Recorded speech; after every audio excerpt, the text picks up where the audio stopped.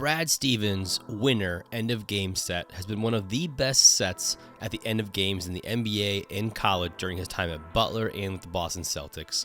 Now it is being used and tweaked by almost every team and every coach in every league. In this breakdown, we're going to dive into the original play that he first ran at Butler in 2012, as well as the counters and variations that had developed from it, including a filthy counter from the Pistons this year.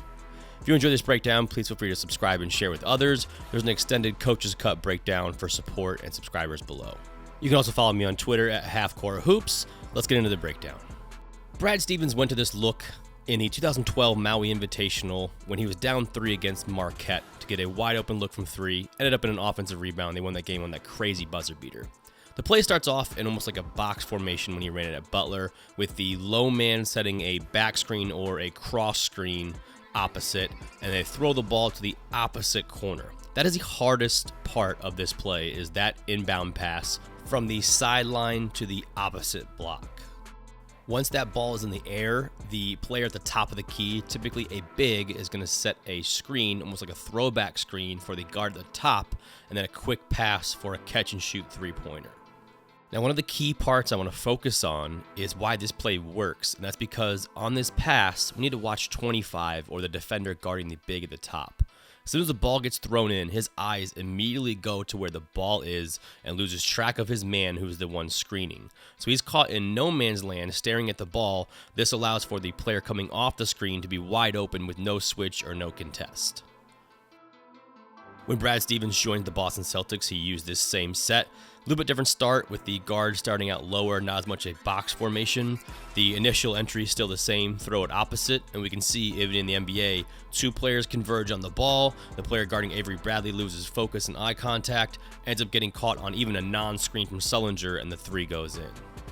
Brad Stevens' initial play in Maui was November 2012. In January 2013, the Mavericks actually used this exact play that they likely took from influence from Brad Stevens to tie the game against the Oklahoma City Thunder. The pass is a little bit off target, like we talked about, some of the issues that come up with it, but end up tying the game on the 3 anyways. The Mavericks also ran the same play in the same game in overtime, down 3. This time, the Thunder were ready for it. Watch as Russ and Ibaka execute the switch on that low screen, taking any option away, ends up flowing into a random dribble handoff and a pretty bad miss to win the game. This set has been used all over the NBA, especially in the 2019 NBA Finals when the Warriors needed a look. They were down 1, Game 6. They execute a little bit of a weird pass. Steph Curry ends up breaking free. Good contest, ends up just missing the shot. And that is one of the risks when running this play. The Clippers ran a similar variation where they had Paul George try to seal in the lane, and the pass was completely botched by man, ends up in a turnover, and the Clippers lost to the Kings. Liberty had the same situation in the Atlantic Sun Championship. The pass was wild and crazy and off, ends up in a scramble. 76ers had to settle for a post-up when the Rockets switched the top 2 screens. So when the play goes bad, it can go very bad.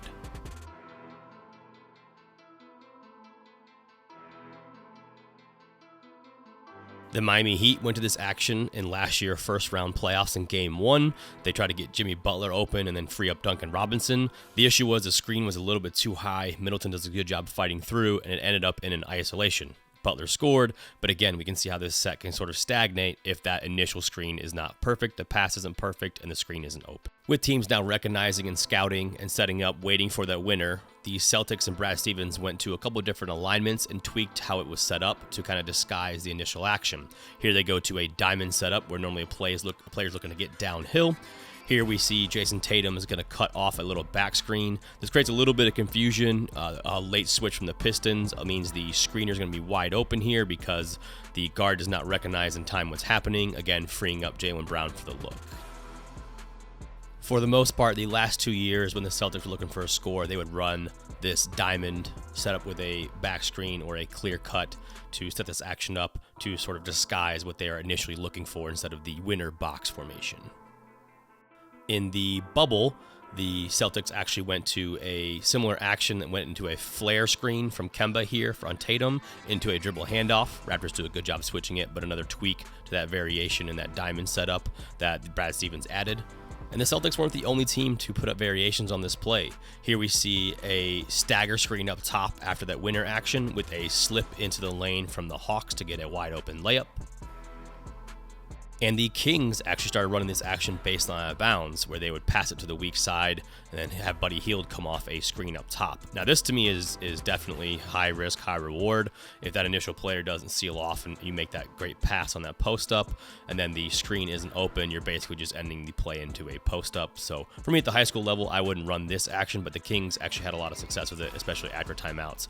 They can get a quick seal. In the regular season, teams tend to fall asleep more. But the best overall counter came from this year, the Detroit Pistons, that I've seen. The opening game against the Chicago Bulls, they ran this action into a hammer screen. Pistons start off this play with the normal winner action with the cross screen low and then a screen up top high. This initial throw, of course, distracts the defense. You can see DeRozan and the low man Williams is going to be attached to their man looking at the screen up top. Corey Joseph spins baseline and they hit him with the hammer screen. So DeRozan's caught up too high and Williams low is not prepared to help on the hammer, ending in a wide open three-pointer. What a great counter, a great set from Dwayne Casey. And of course, Louisville won the game against NC State, running this action where they threw the ball over the top, and instead of getting the screen up top, they end up hitting a nice three-pointer in the corner to beat NC State in a thrilling game. I hope you enjoyed this breakdown. I hope this shed a little more light on the Brad Stevens winner play, some of the variations out of it, some of my favorite actions off of it. If you enjoyed this, please subscribe to Coach's Cut, and I look forward to doing more breakdowns. Thanks.